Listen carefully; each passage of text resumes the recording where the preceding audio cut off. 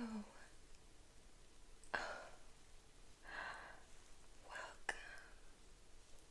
welcome. You've come back. Oh, I am so happy to see you. Welcome. Welcome back to this fairy realm. I wasn't expecting you.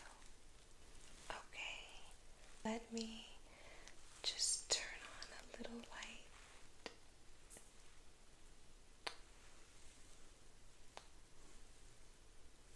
So I can see you a little bit better. And then I can give you the mask.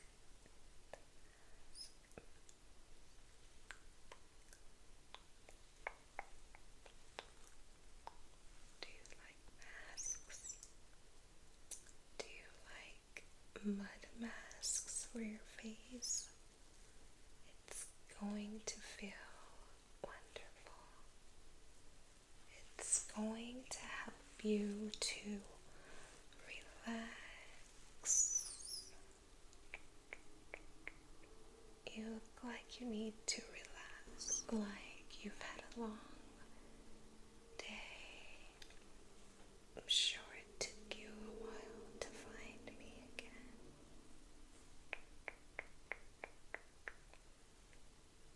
Okay. So yeah, we're going to get you all rested, okay? Let me just turn on the light so you can just cover a little bit so it's not so bright, okay? Here, let me just put on this so that the light is not so bright. Come here.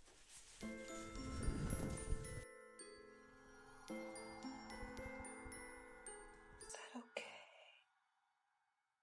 That's not too bright, right? Okay. I didn't want the light to be like a shock to your eyes, and then you wouldn't be able to relax. Okay. Did you like this eye mask? It's very cute, right? Cute. Okay, let me get something to cover. Let me get something to push your hair back, okay? So it doesn't get any of the mud mask on it, okay? Let me see.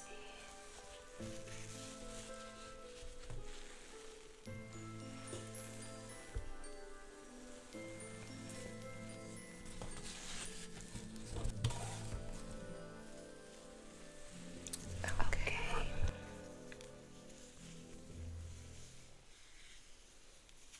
I have this for your hair.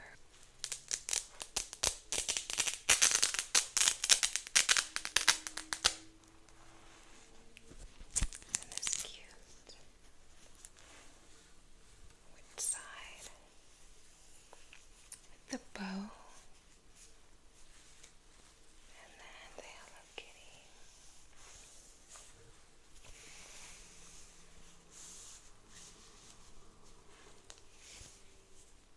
The bow. Okay. Thought so. Alright, let me just put it right here. Okay.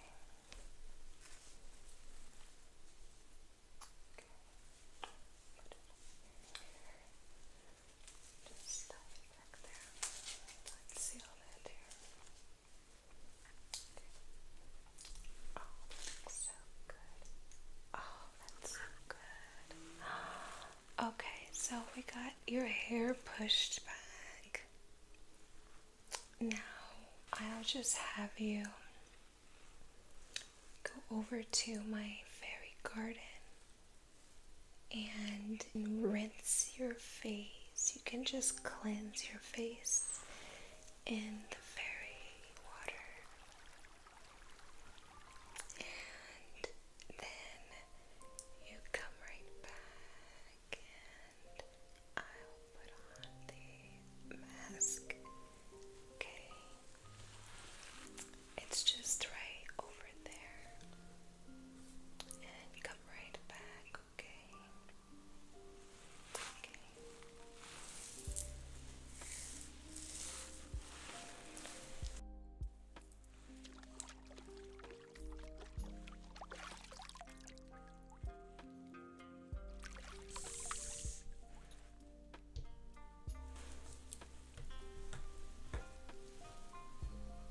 You're back. Okay. Alright. Your face looks great already. Alright. I have my mask ready. And the brush. Let me just, your face is just a little bit still wet. So let me just dry it, okay, with this. I have a little paper towel here. And it's very soft and it'll just dry your face. Okay, good. See? Just dab.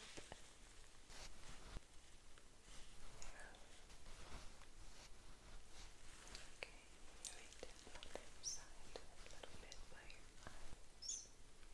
A little bit of your cheeks. Okay, alright. You're ready now.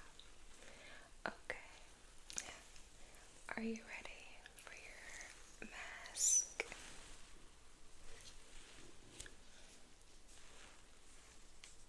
Ooh, this is one of my favorites.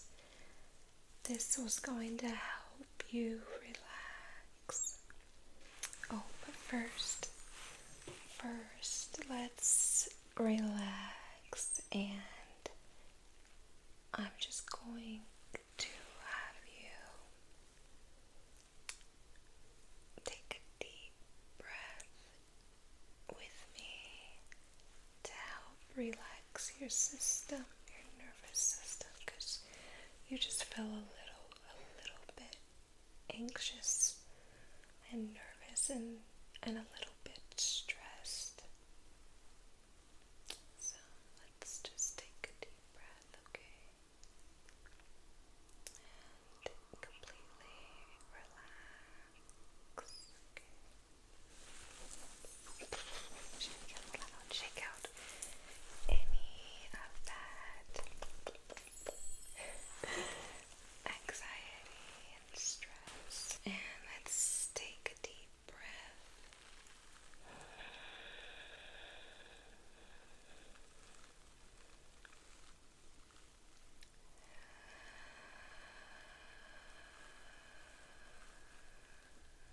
Good. Let's do another, okay?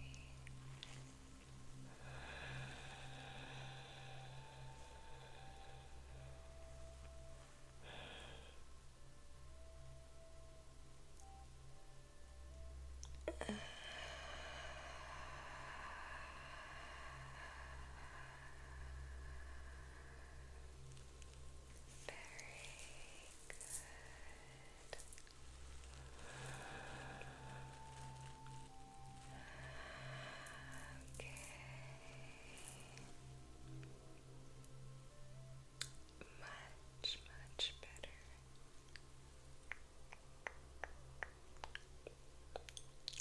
Your energy feels very calm now. So very good. I'm so proud of you. It's not always easy to relax during these hard times. It's hard to just relax.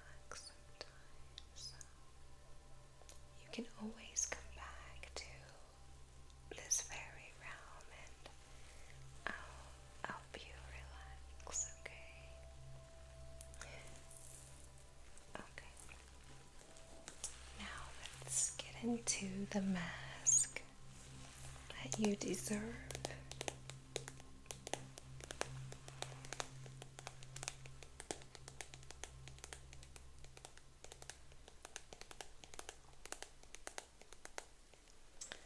This mask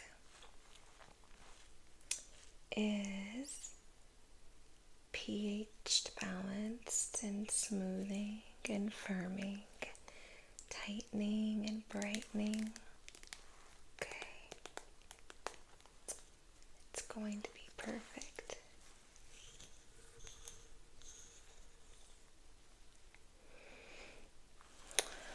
Okay, and I have this brush.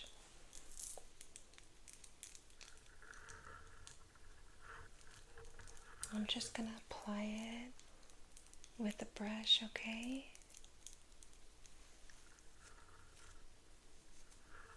It's very soft.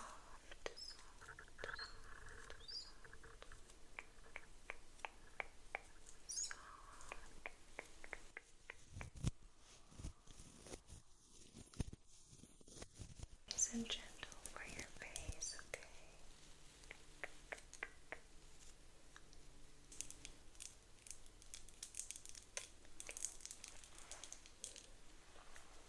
Alright.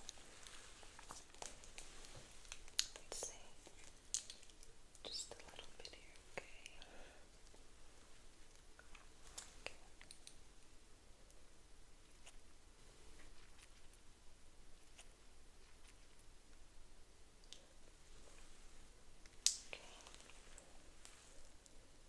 It smells pretty fresh, so you'll like the scent. It's not too strong, okay?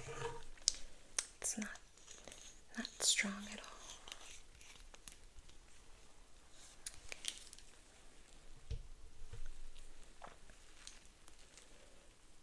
Okay, so it's gonna be probably a little bit cold. Okay.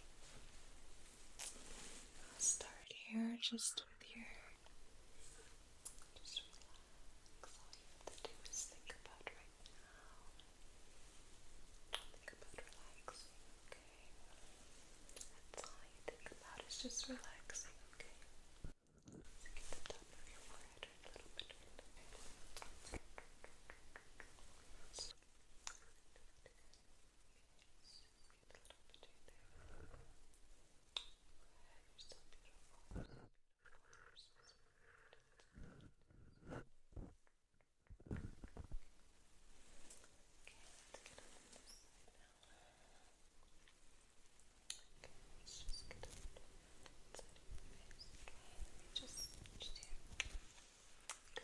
doing so good. Just relaxing, okay? To get this side here. Okay, it's a little bit right there. Okay, down your cheeks on that side. Just go down. Good. Let me switch hands a little bit. Just get down on your chin. Yeah, perfect. Right on your chin. Yeah. Good. Okay, now down your nose, okay? Down your nose. Beautiful nose there. Going down there. Just open your eyes here, okay? Just relax your eyes. Good. Just relax your eyes. I think that's very good and beautiful, okay?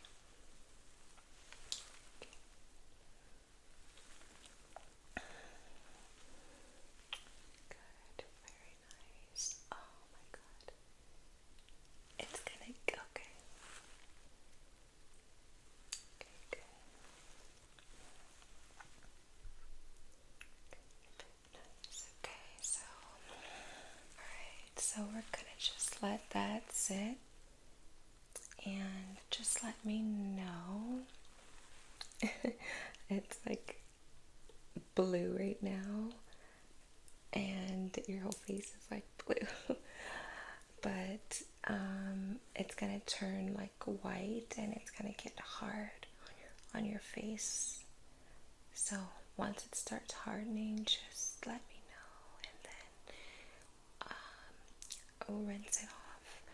Okay, and then we'll finish with the toner and a moisturizer. Okay, does that sound good? Excuse me. I hope that was very rude. Okay, so let me just begin. So now you can just lay back and relax.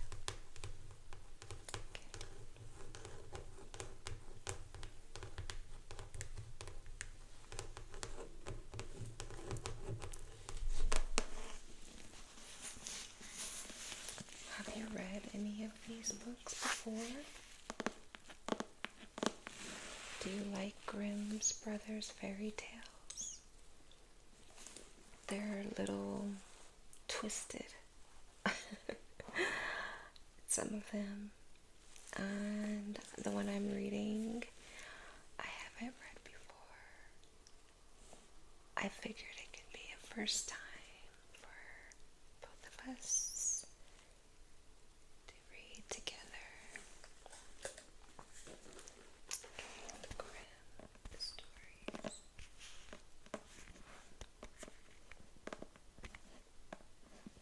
Look at the cover.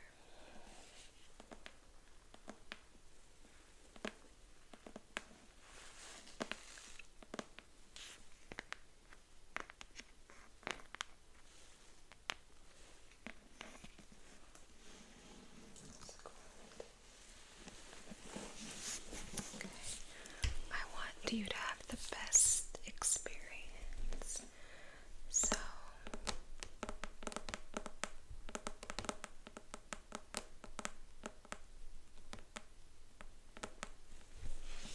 okay, I wanted to see if I needed to be closer to the mic. Okay. There's a lot of stories in here. I wanted to read stories from the Grimm Brothers that aren't the norm, like Three Little Pigs, or Goldilocks and the Three Bears, or Little Red Riding Hood. Let me know if you do want to hear any of those, okay? And I can read them.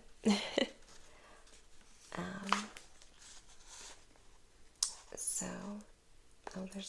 there's 652. Can you imagine if I turned this into a series and you came back and I read you a new story? Once a week, a Grimm story in the fairy realm. Let me know if you like that. If you'd want to come back and have me read you a bedtime story. It's nice when you come and visit.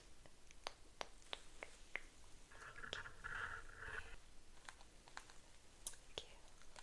Oh, good. I'm glad that the mask is hard. Okay. I was hoping it was finished before I started reading so that I didn't have to stop reading in case you were falling asleep. Okay, so let me get some water. We'll get that rinsed off, okay? Just get some water. Okay. Just to wipe it, okay? The mask off.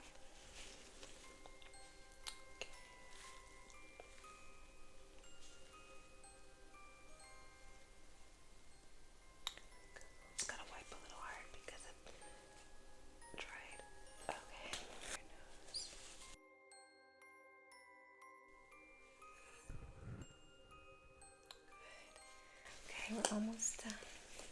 Get on your forehead here. Good.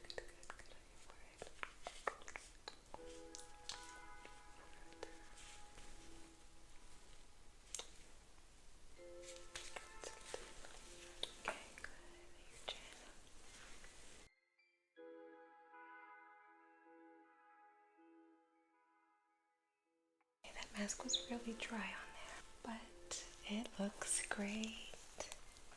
Okay.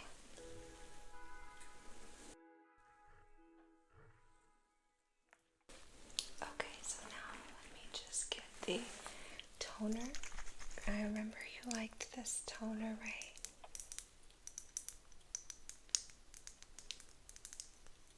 I remember that from last time that you did.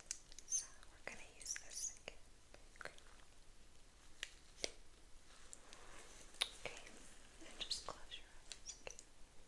Just close them a little bit so you can spray. Okay,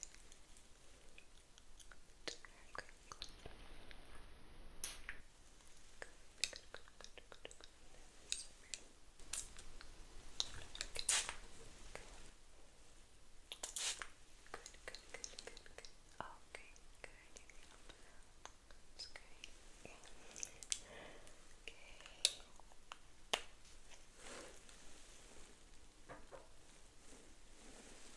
Just push that into your skin a little bit.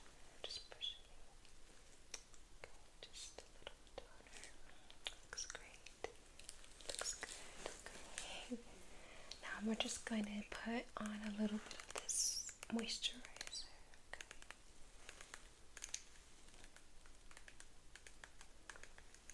And this is an e.l.f. moisturizer because we're friends with elves too. And so I love using e.l.f. products because we're friends. Okay, this one is gonna hydrate you, okay?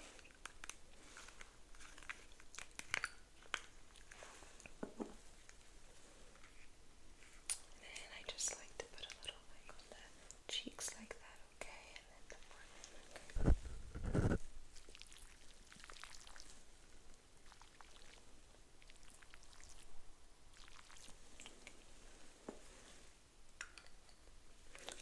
okay? I'm just gonna pat that in, rub that in there.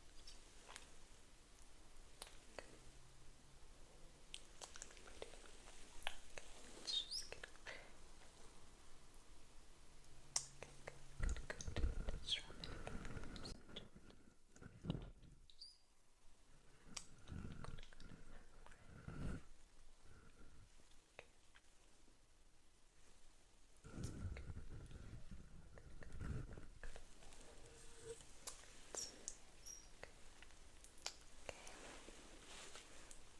That's something in my eye. Alright. Let's now take off the hair wrap because now you're done. And you can relax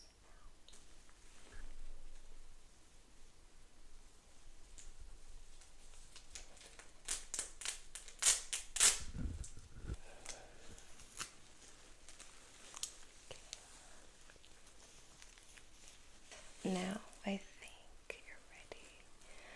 You're moisturized, refreshed skin,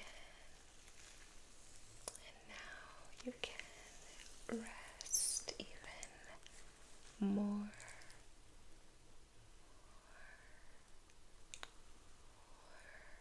Now it's time to get into the story. The story I'm reading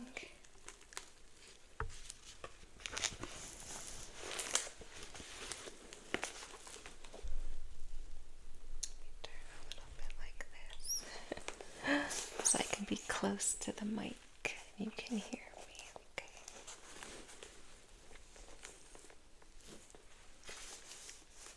This is called The Water of Life. Let me know if you've heard of this before.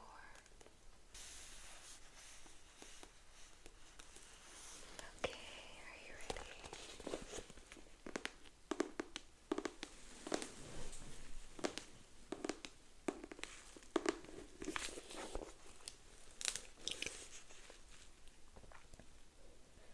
There once was a king who had an illness and no one believed that he would come out of it with his life. He had 3 sons who were much distressed about it, and went down into the palace garden and wept. There they met an old man who inquired as to the cause of their grief. They told him that their father was so ill that he would most certainly die, for nothing seemed to cure him. Then the old man said, "I know of one more remedy, and that is the water of life. If he drinks of it, he will become well again. But it is hard to find." The eldest said, "I will manage to find it," and went to the sick king and begged to be allowed to go forth in search of the water of life, for that alone could save him. "No," said the king, "the danger of it is too great. I would rather die." But he begged so long that the king consented. The prince thought of his heart. "If I bring the water, then I shall be best beloved of my father, and shall inherit the kingdom." So he set out, and when he had ridden forth a little distance, a dwarf stood there in the road, who called to him and said, "Where away so fast?" "Silly shrimp," said the prince, very haughtily, "it is nothing to do with you," and rode on. But the little dwarf had grown angry, and he wished an evil wish. Soon after this, the prince entered a ravine, and the further he rode, the closer the mountains drew together, and at last the road became so narrow that he could not advance a step further. It was impossible either to turn his horse or to dismount from the saddle, and he was shut in there as if in prison.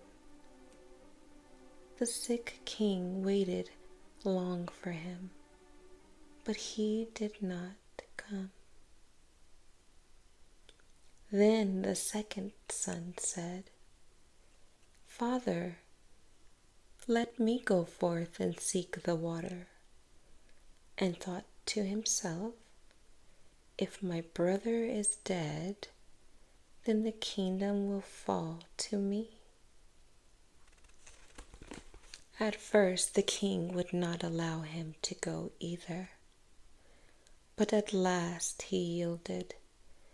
So the prince set out on the same road as his brother had taken, and he too met the dwarf, who stopped him and asked, where was he going in such a haste? "Little shrimp," said the prince, "that is nothing to you," and rode on without giving him another look. But the dwarf bewitched him, and he, like the other, rode into a ravine and could neither go forwards nor backwards. So fare haughty people. As the second, this is interesting. Oops. life character there.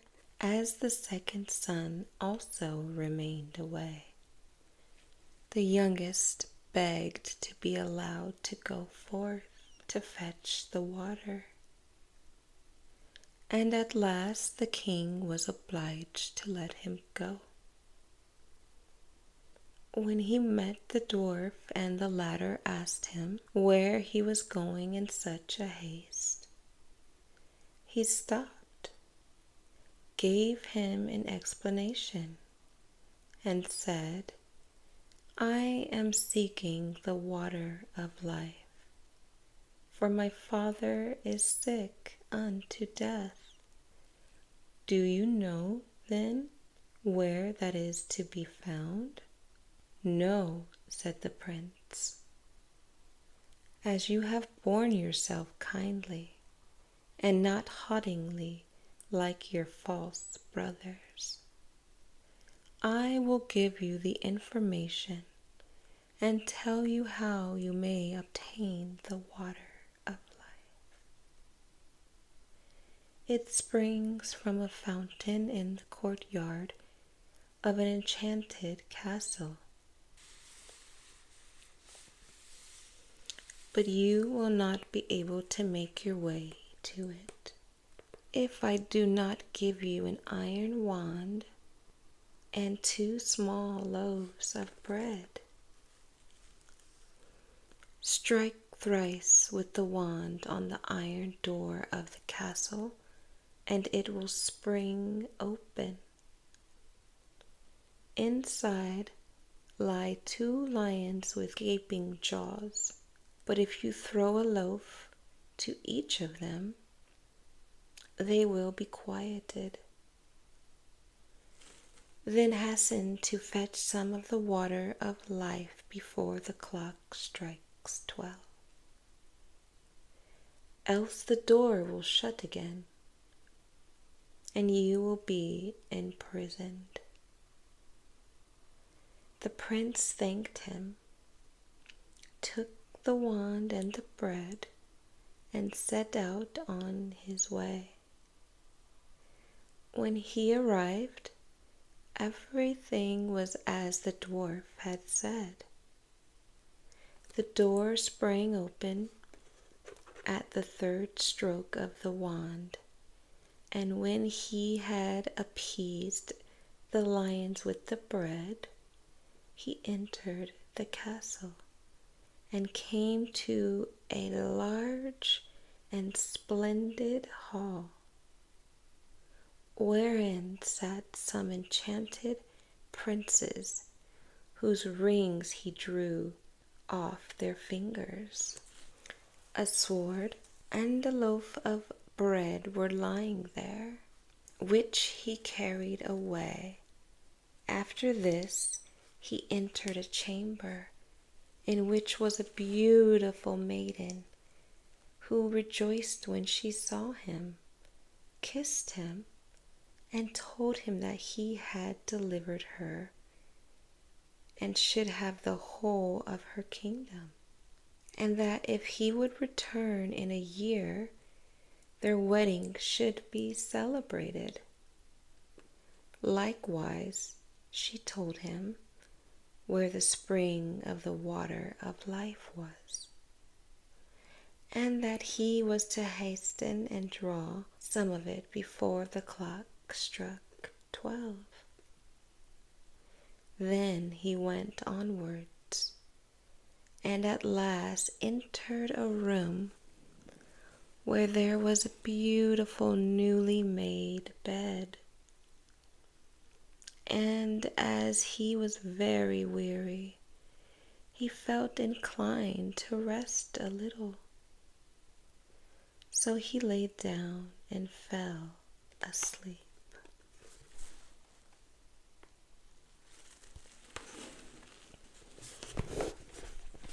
This is getting very interesting, right?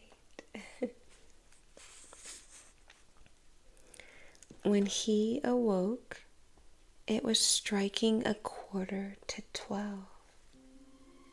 He sprang up in a fright, ran to the spring, drew some water in a cup which stood near, and hastened away. But just as he was passing through the iron door, the clock struck 12, and the door fell to with such violence that it carried away a piece of his heel. He, however, rejoiced at having obtained the water of life, went homewards, and again passed the dwarf. When the latter saw the sword and the loaf, he said, "With these you have won great wealth. With the sword you can slay whole armies, and the bread will never come to an end."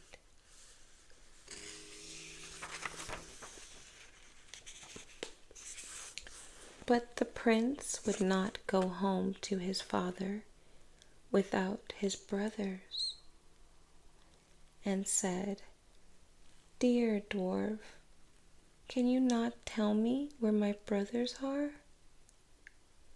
They went out before I did in search of the water of life, and have not returned.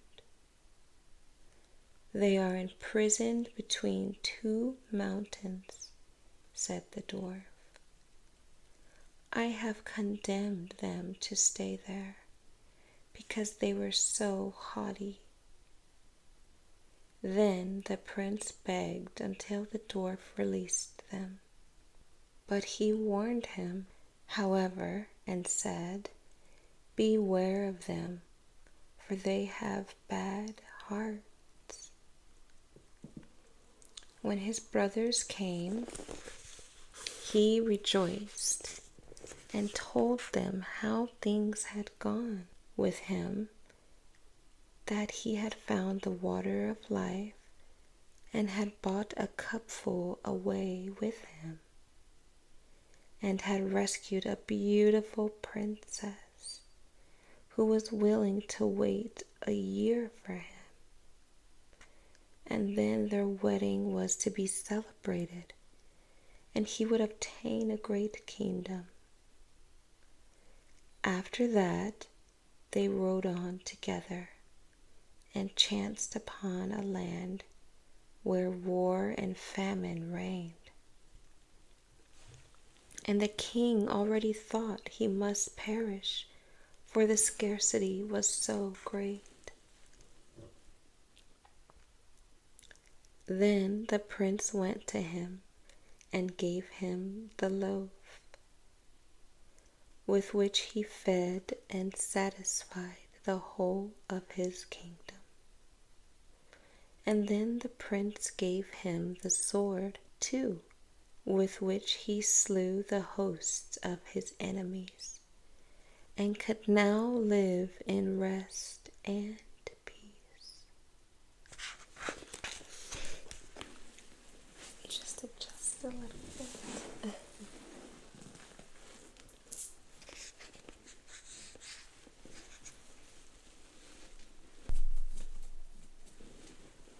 The prince then took back his loaf and his sword, and the 3 brothers rode on. But after this they entered 2 more countries where war and famine reigned, and each time the prince gave his loaf and his sword to the kings, and had now delivered 3 kingdoms. And after that they went on board a ship and sailed over the sea.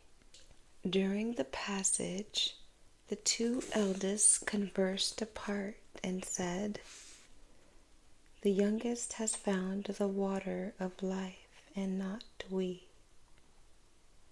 For that our Father will give him the kingdom which belongs to us and he will rob us of all our fortune.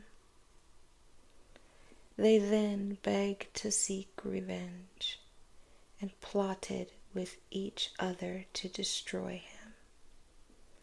They waited until they found him fast asleep. Then they poured the water of life out of the cup and took it for themselves. But into the cup they poured salt seawater. Now, therefore, when they arrived home, the youngest took his cup to the sick king in order that he might drink out of it and be cured. But scarcely had he drunk a very little of the salt seawater than he became still worse than before. Oh. And as he was lamenting over this, the two eldest brothers came and accused the youngest of having intended to poison him, and said that they had brought him the true water of life and handed it to him. He had scarcely tasted it when he felt his sickness departing and became strong and healthy as in the days of his youth. My lips just feel a little bit dry, so I'm just going to put on a little bit of lip gloss. I can give you some too. Some lip gloss here. Here, I'll give you some too.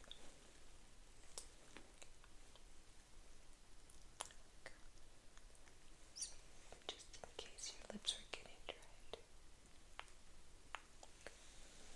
Okay, that's okay.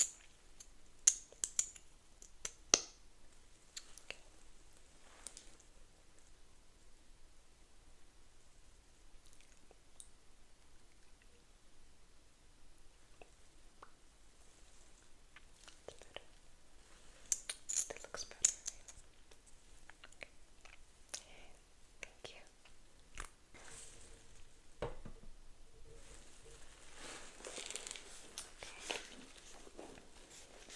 We can finish. Okay, so now the king feels great. Now what's going to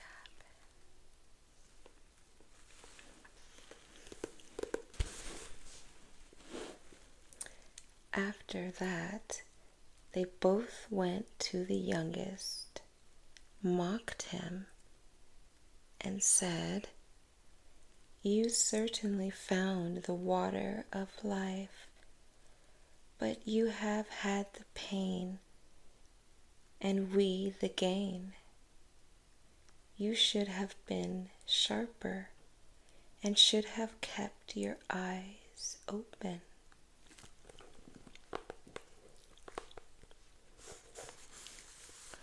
We took it from you while you were asleep at sea.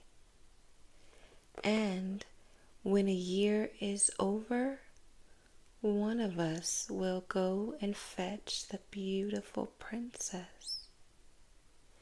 But beware that you do not disclose any of this to our father. Indeed, he does not trust you. And if you say a single word, you shall lose your life into the bargain. But if you keep silent, you shall have it as a gift. The old king was angry with his youngest son and thought he had plotted against his life. So he summoned the court together and had sentence pronounced upon his son that he should be secretly shot. Oh my God, that's terrible. What's gonna happen, right? What's gonna happen? I wonder. Okay. And once when the prince was riding forth to the chase, suspecting no evil, the king's hunter had to go with him. When they were quite along in the forest, the hunter looked so sorrowful that the prince said to him, "Dear hunter, what ails you?" The hunter said, "I cannot tell you, and yet I ought." Then the prince said, "Say openly what it is. I will pardon you." "Alas," said the hunter, "I am to shoot you dead. The king has ordered me to do it." Then the prince was shocked and said, "Dear hunter, let me live. There I give you my royal garments. Give me your common ones in their stead." The hunter said, "I will willingly do that. Indeed, I should not have been able to shoot you." Then they exchanged clothes, and the hunter returned home. The prince, however, went further into the forest. After some time, 3 wagons of gold and precious stones came to the king for his youngest son, which were sent by the 3 kings who had slain their enemies with the prince's sword and maintained their people with his bread, and who wished to show their gratitude for it. The old king then thought, "Can my son have been innocent?" and said to his people, "Would that he were still alive. How it grieves me that I have suffered him to be killed." "He still lives," said the hunter. "I could not find it in my heart to carry out your command," and told the king how it had happened. Then a stone fell from the king's heart, and he had it proclaimed in every country that his son might return and be taken into favor again. The princess, however, had a road made up to her palace, which was quite bright and golden, and told her people that whoever came riding straight along it to her would be the right wooer and was to be admitted, and whoever rode by the side of it was not the right one and was not to be admitted. As the time was now close at hand, the eldest thought he would hasten to go to the king's daughter and give himself out as her deliverer, and thus win her for his bride, and the kingdom to boot. Therefore he rode forth, and when he arrived in front of the palace and saw the splendid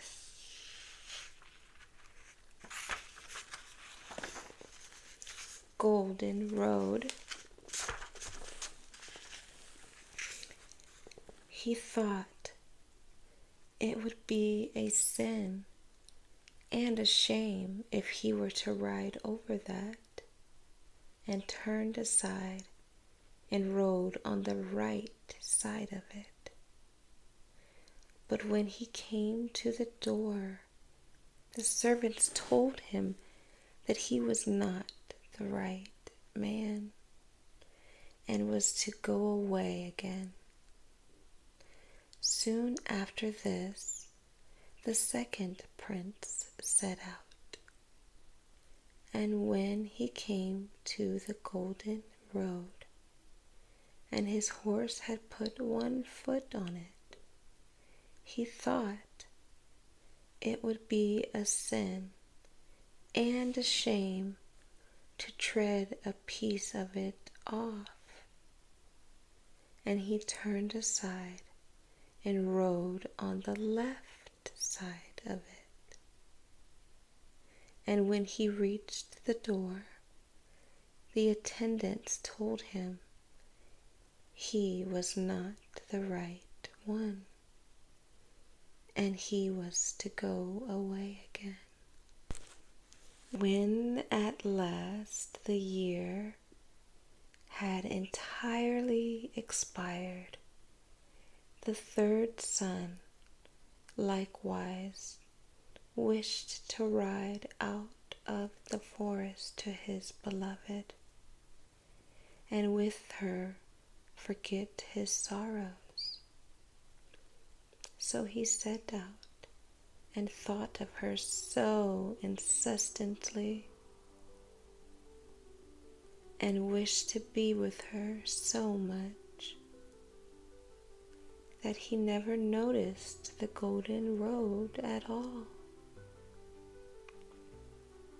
So his horse rode onwards up the middle of it, and when he came to the door, it was opened, and the princess received him with joy, and said he was her deliverer, and the lord of the kingdom, and their wedding was celebrated with great rejoicing.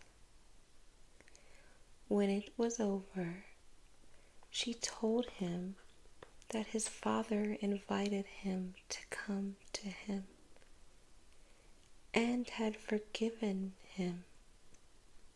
So he rode there and told him everything, how his brothers had betrayed him, and how he had nevertheless kept silent. The old king wished to punish them, but they had gone to sea and never came back as long as they lived. That's the end. Wow. Okay. What did you guys think of that? That was an interesting story, right? That was a good one. I'm glad it had a happy ending. So,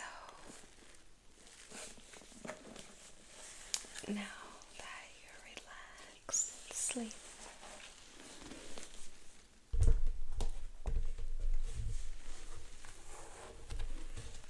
Okay. Alright. It was a very, very lovely visit.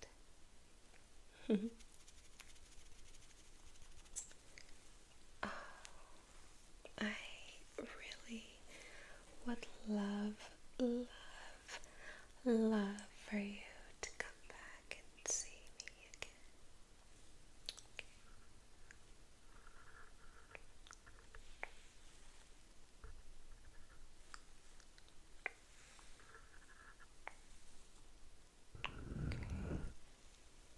Come back and find me in this realm again. I will be here for you. Okay. Thank you. And let me know if you want more skincare or more glowing, beautiful makeup. And if you want more stories,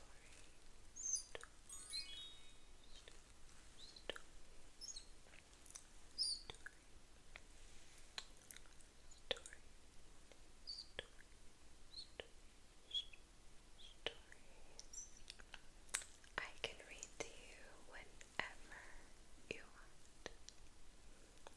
Just come back to this realm, okay? Let me know if you enjoyed the story. Okay.